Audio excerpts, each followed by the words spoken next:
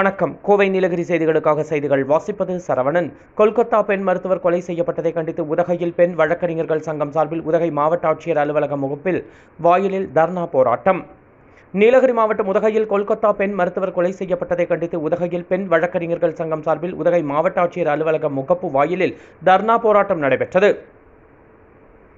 மேற்குவங்க மாநிலமான கொல்கத்தாவில் கடந்த ஆகஸ்ட் 8ஆம் தேதி பெண் மருத்துவரை படுகொலை செய்த சம்பவம் நாட்டையே உலுக்கியது. இதனைத் தொடர்ந்து மருத்துவர்கள் ஒருநாள் வேலை புறக்கணிப்பு போராட்டம், கண்டன பேரணி உள்ளிட்ட போராட்டங்களில் ஈடுபட்டனர்.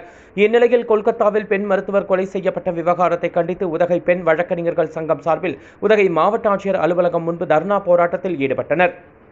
பெண் வழக்கறிஞர்கள் சங்க மாவட்ட தலைவர் ரேவதி, துணைத் தலைவர் மாலினி பிரபாகரன், மாவட்ட செயலாளர் கவிதா அருண்குமார், பொருளாளர் சுபாஷினி, துணைச் செயலாளர் நஜ்மாபாய், நசீர் ஏற்பாட்டில் நடைபெற்ற நிகழ்ச்சியில் திரளான பெண் வழக்கறிஞர்கள் கலந்து கொண்டனர். இதில் பாதிக்கப்பட்ட பெண்ணுக்கு நியாயம் கேட்டும், சம்பவத்திற்கு கண்டனம் தெரிவித்தும் கோஷங்கள் எழுப்பப்பட்டன. மேலும் தாமதமாக நீதி வழங்குவது அந்த மருத்துவருக்கு வழங்கப்படும் அநீதி என்றும் கோஷங்கள் எழுப்பப்பட்டன. கோவை நீலகிரி செய்திகளுக்காக எமது சிறப்பு செய்தியாசிரியர் தமிழ் வெங்கடேசன்.